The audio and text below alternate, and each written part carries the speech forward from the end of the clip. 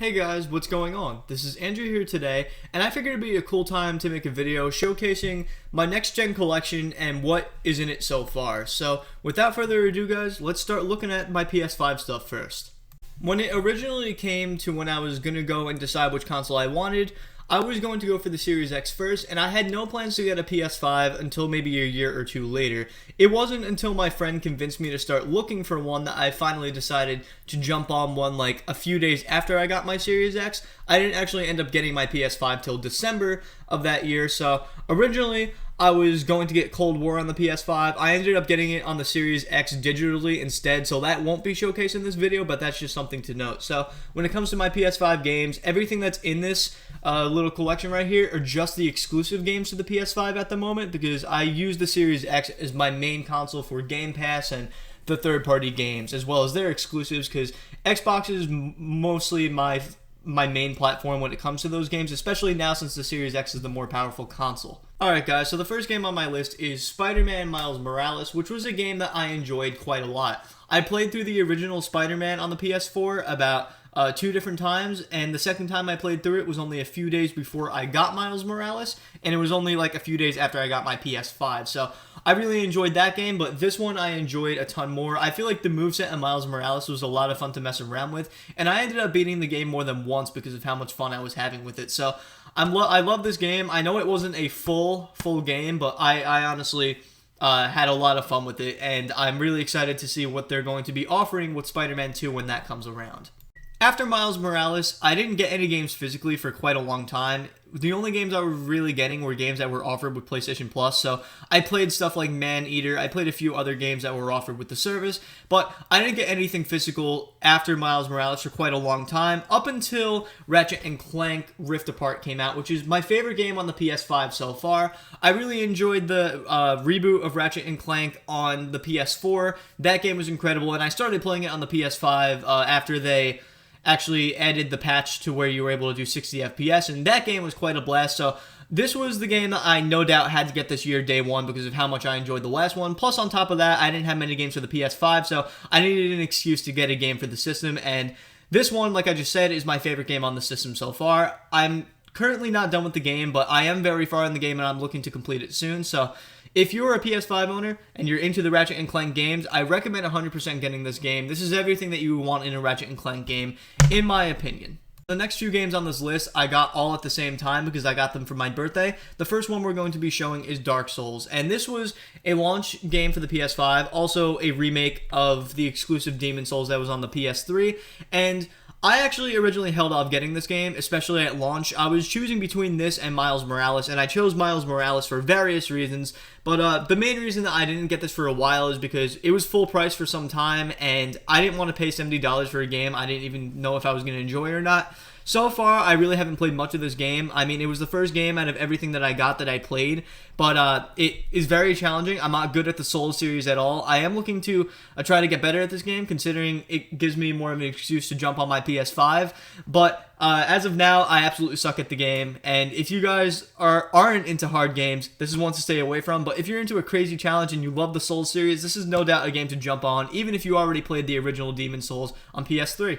We have Sackboy: A Big Adventure, and I'm loving this game like crazy. This was a game that I was originally going to get before I got Rift Apart, but I ended up spending too much money around one of the months I was going to get it, and I just held off buying it. But now that I do have it, regardless of playing Rift Apart, this is still a fun platformer. It's really quite a lot of fun, if I'm being honest. I know it's kind of like kid-themed and whatever, but I love all kinds of video games, and this is one that I really just love quite a lot. I didn't grow up playing LittleBigPlanet at all because I didn't get a PlayStation until like much later on in my life, but this game is honestly just an awesome, fun one, and it's also available on the PS4 just like Miles Morales is. So, final verdict, great game. I mean, I'm not done with it yet. I'm having a lot of fun with it so far. I will probably end up completing it soon because I've actually been playing this one quite a lot. The last game in my PS5 collection so far happens to be Returnal, a game that I want to jump in blind. So basically, I have not played this game at all. I have not watched any gameplay of it. I want to see how this game is for myself. I've heard a lot of people like it, a lot of people don't like it. I want to just go into it with my own mindset and see how I like it. So like I said, haven't watched any gameplay. I want to go into this completely blind. So that's it for the PS5 collection as of now, guys. We're going to be adding more to it. Let's look at my Series X collection. So when it comes to my Series X collection, guys, basically my physical collection is just a little bit smaller, but that's going to change in 2 days because I have 2 games coming in the mail. I have the new Dungeons & Dragons game and the Devil May Cry Special Edition, the Devil May Cry 5 Special Edition, I should say, coming in the mail. So it's going to end up being more than what I have in my PS5 collection soon. But on top of that, I also have Black Ops Cold War digitally, not physically. I got it digitally because I wanted to play it the second it came out. So I did that. I think that's pretty stupid. I should have just waited because the campaign that I played wasn't really that good and I could have waited about a day to play it. So regardless, whatever it is, let's start looking at this collection. So I didn't get any physical games for my Series X up until Christmas. I was playing my Xbox One back catalog, games on Game Pass, and Cold War that I got digitally. So up until Christmas, I had nothing physically. And after Christmas, I didn't get anything until my birthday. So let's start off looking at Crash 4. So I played the first 3 Crash games on the PS4. I didn't have them on the PS1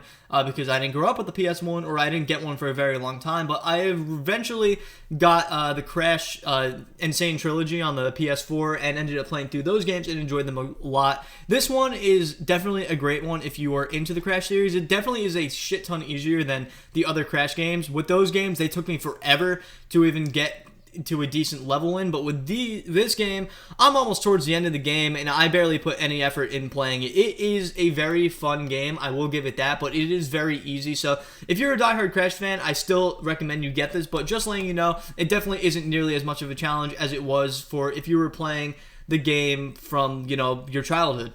Guys, the next game on my list happens to be Watch Dogs Legion, and I got this one because it was cheaper than the standard new game, and I haven't played much of it at all. To be honest, I kind of put it down after I saw that the game was at 30 FPS. In 2021, I mainly expect my games to at least have a 60 FPS option, and if they don't, because they're older games, you know, I give them the benefit of the doubt, but since this is a newer game, I don't know why they didn't just include that. I don't know if they did any more enhancements later to it, but whatever it is, I kind of put this game down pretty fast.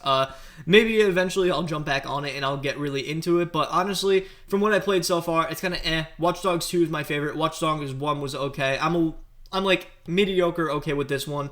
One thing to say is that the driving isn't really that good, so honestly, I don't really recommend this game, but you know, if you're a diehard Watch Dogs fan, you know, jump on it. It's a Watch Dogs game.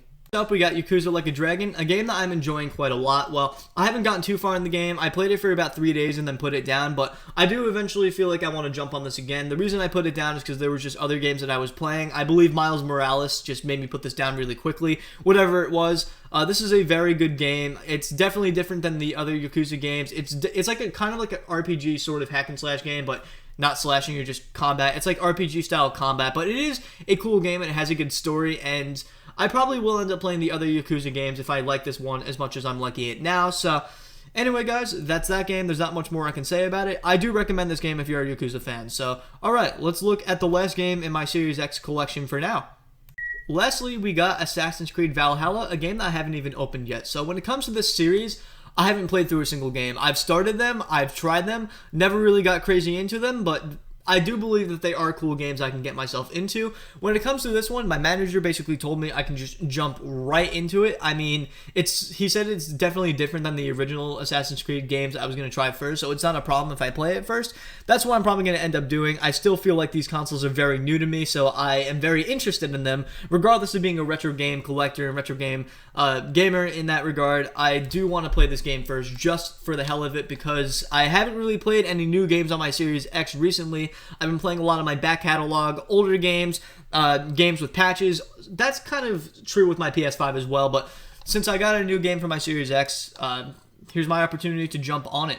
So that's everything in my next-gen collection so far. There will be more games coming to this collection as more games come out, but when it comes to those games at the moment, Basically, I have Game Pass Ultimate, and I'm loving it so far, and based on Xbox's E3 conference, I'm realizing that I don't really have to get many physical games for the Series X to enjoy the Series X that much. So what I mean by that is I'm going to start off playing those games on Game Pass because I'll have them from the Game Pass library, but once those games eventually do come down in price, that's when I'll purchase them outright, because honestly, if I can just play them day one and not have to pay for them besides for the subscription, I think that's a pretty good deal, so that later on, if I do want to buy them, I'll get them when they're much cheaper. So I believe that's a win-win for everybody. It's a win-win for Microsoft, and it's a win-win for me. So that's how I'm going to go about that. When it comes to PS5, at the moment, they don't have a service like Game Pass. So when it comes to those newer games, considering I don't get PS5 games all the time, and I'm mainly sticking to exclusives